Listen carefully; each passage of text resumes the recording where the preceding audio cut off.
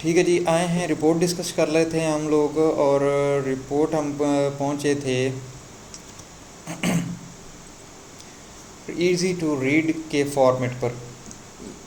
ठीक है, जिन लोगों ने पिछली वीडियो नहीं देखी वो एक दफ़ा ज़रूर गो थ्रू हो लें, क्योंकि हम जो हैं एक सीरीज़ में चल रहे हैं और जहाँ से सीरीज़ टूर जाए और इससे आगे आपको फिर समझ नहीं आएगा कि पिछली बात क्या हो रही थी और हमने क्या कुछ डिस्कस कर लिया है और क्या कुछ रह गया।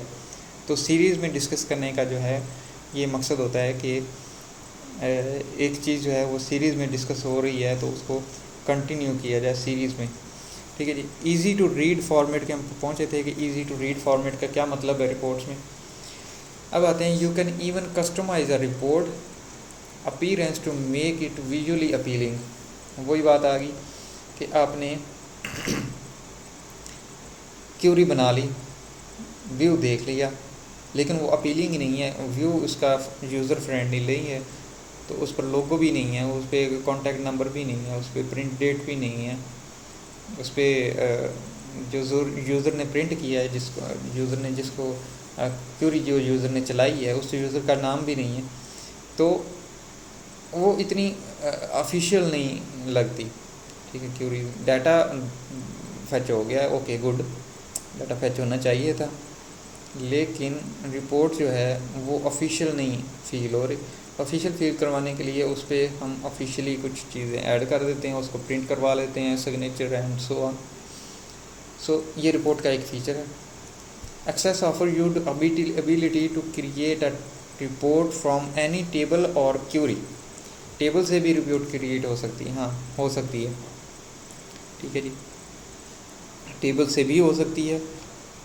अक्सर औक़ात हम टेबल से भी रिपोर्ट को क्रिएट करते हैं, करनी पड़ जाती है। लेट्स से कि आप यूज़र की पर्सनल इंफॉर्मेशन कर रहे हैं ऐड, और पर्सनल इंफॉर्मेशन ऑलरेडी समराइज्ड है, उसको क्यूरी देने की ज़रूरत ही नहीं है। लेट्स से कि नंबर ऑफ़ एम्प्लॉयज़ या लिस्ट ऑफ एम्प्लॉयज़। ठीक है, एम्प्लॉयज़ की तो ऑलरेडी लिस्ट मौजूद है, उसकी क्यूरी चलाने की ज़रूरत ही नहीं है।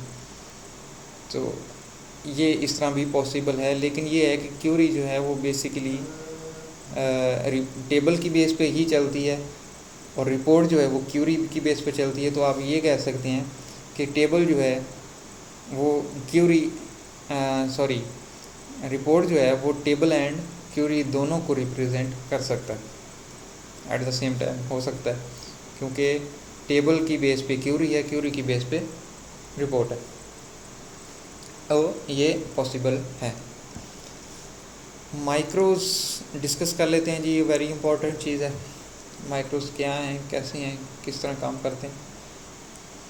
You can include simple condition in macros or specify one or more actions should be performed or skipped.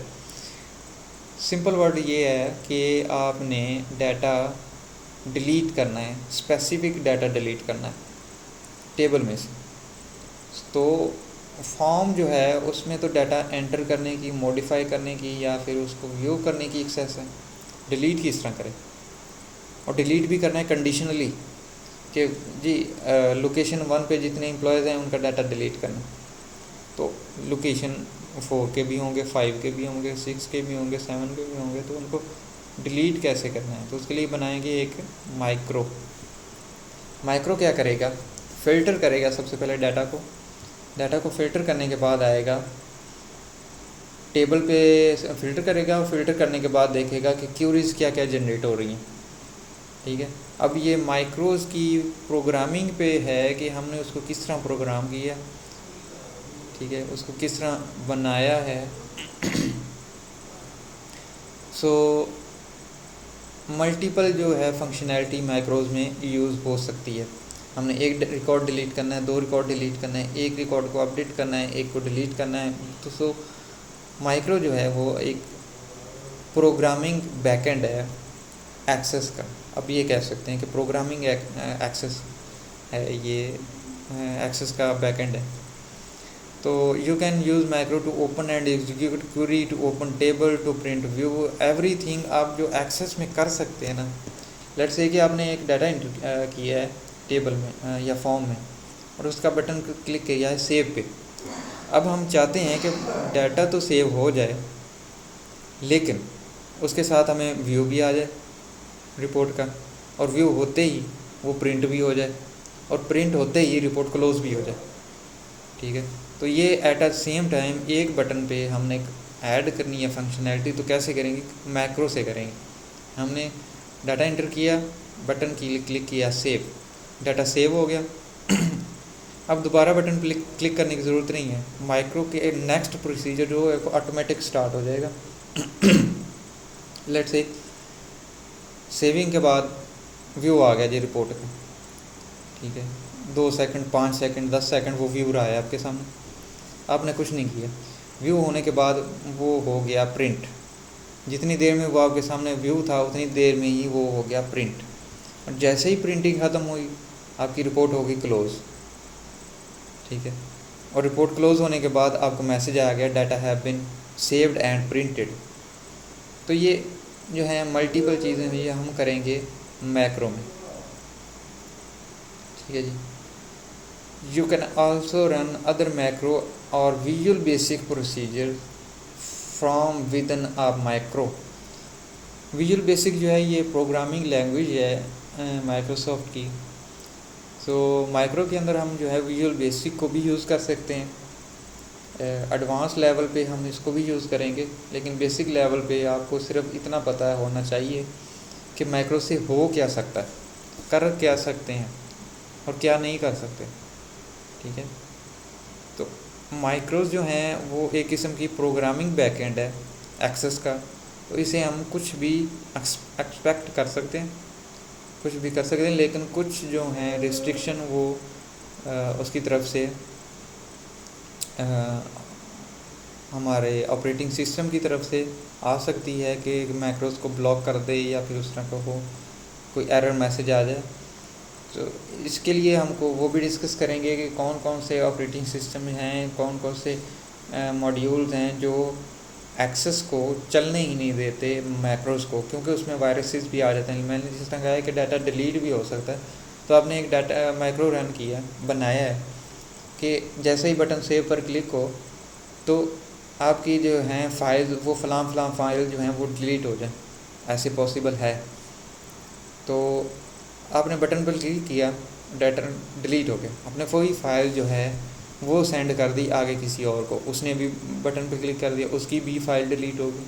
तो ये जी माइक्रो जो है वो एक पावरफुल चीज़, लेकिन नॉट इजी टू यूज़ है। Easy to use in sense कि सिक्योरिटी बेसिस पे आप इसको ज़रा एहतियात से यूज़ करना पड़ेगा आपको।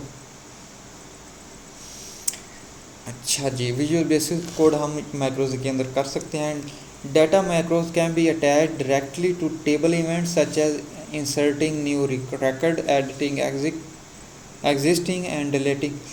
कि टेबल में आप जो हैं मैक्रो जो हैं वो डायरेक्ट, एक तो होता है फॉर्म के साथ, आपने फॉर्म के बटन पर क्लिक किया और डाटा एंटर हो गया, सेव हो गया, प्रिंट हो गया। ये पर आपने मैक्रो लगाना है टेबल के साथ कि टेबल जो है आपका उसकी वैलिडेशन हो जाए, आपने जो डाटा एंटर किया है वो वैलिडेट हो जाए कि सही है कि नहीं है। वो टेबल के साथ अटैचमेंट है, वो टेबल के साथ अटैचमेंट हो सकती है और वो होती है, हम करेंगे इसको। ये बेसिक नहीं, ये मीडियम लेवल पे आती है चीज़, तो मीडियम लेवल पे हम इसको डिस्कस करेंगे। डाटा मैक्रो जो है वो वेब ऐप्स के लिए भी यूज़ हो सकता है। लेट्स से कि आपने एक डाटा जो है फैच करना है वेबसाइट से, तो डाटा वेबसाइट से फैच किस तरह करेंगे? एक मैक्रो बनाएंगे, मैक्रो में डिटेल लिखेंगे कि फ़लाँ वेबसाइट वहाँ से फ़लाँ टेबल जो है वो हमें फैच करके लाना है। तो वो इज़ दैट्स पॉसिबल, वो पॉसिबल है। तो माइक्रो जो है वो बड़ी इम्पोर्टेंट चीज़ है। तो इसी में हमने सिर्फ माइक्रो को ही डिस्कस किया है। नेक्स्ट में हम जो है मॉड्यूल को और कुछ और चीज़ें डिस्कस करेंगे। तो फ़्लो जो है हमारा चल रहा है अभी तक, वो माइक्रो तक पहुंचा है। पिछला फ़्लो जो जिन लोगों ने नहीं देखा वो प्लेलिस्ट को ज़रूर देखें और फ़्लो के साथ कंटिन्यू करें, ताकि आपको भी क्लियर होता जाए और हमें भी क्लियर होता जाए कि कहाँ तक हम पहुँचे हैं। अगर किसी को मसला मसाइल कोई हो इस तरह का तो कमेंट्स में ज़रूर डिस्कस करें। तब तक के लिए गुड बाय। नेक्स्ट वीडियो जो है वो करेंगे हम मॉड्यूल पे, और मॉड्यूल के बाद डेटाबेस क्रिएट करेंगे, ब्लैंक डेटाबेस क्रिएट करें, डाटा टाइप्स जो हैं वो डिस्कस करें। Good bye.